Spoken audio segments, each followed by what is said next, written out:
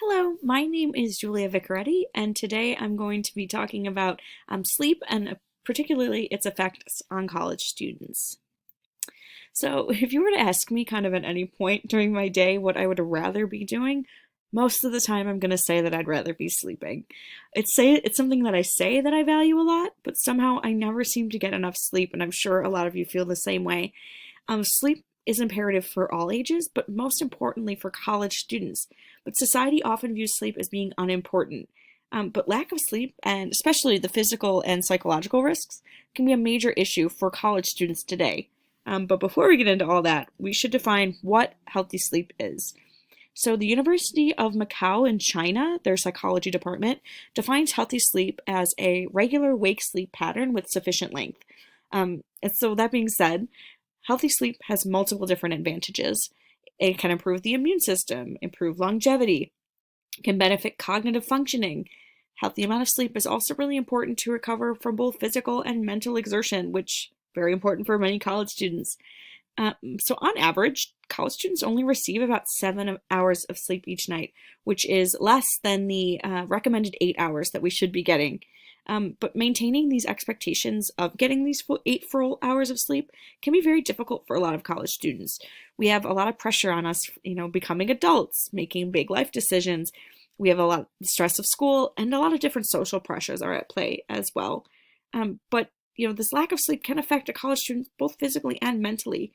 Many kids are living on their own for the first time and tend to put sleep on the back burner. We think that not getting enough sleep can be cool. You often hear talks of different, like, oh, I only slept 3 hours last night, or oh, I didn't go to bed until 1 a.m. There's almost these competitions surrounding lack of sleep. But, it is during your college years where we really start to develop our sleep habits.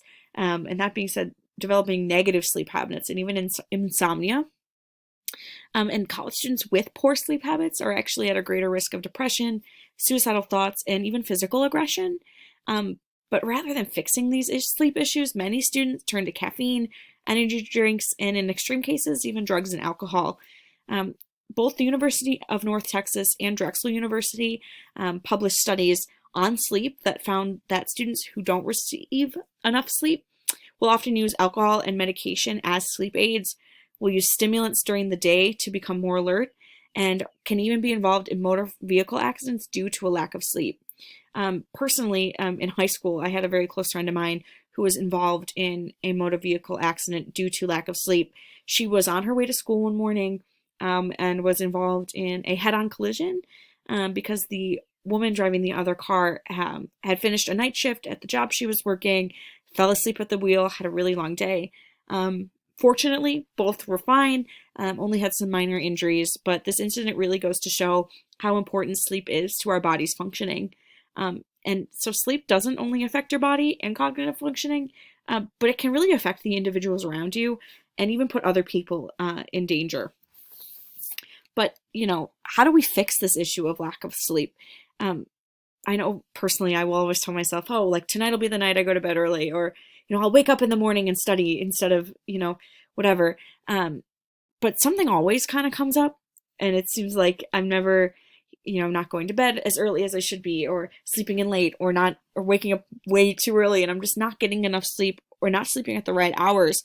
And so in this way, you kind of get stuck in these cycle of poor sleep habits. And even, Drexel University found that about 60% of college students will complain about poor sleep, but 70% of college students actually have diagnosable sleep problems, which I'm sure a lot of us have experienced, poor sleep, feeling like we have some issues with it. And it, really does start to drain on your personal life as well. So there are, some colleges have created different programs and things in an attempt to fix this issue, but many students just tend to ignore it. And nothing ever seems to really get done. But, instead of making people more knowledgeable, students just often overlook the problem. But getting more sleep actually is one of the easiest way to improve our health. I know you always hear about the latest diets or, exercise trends, but rather than worrying about these things, we need to start with sleep.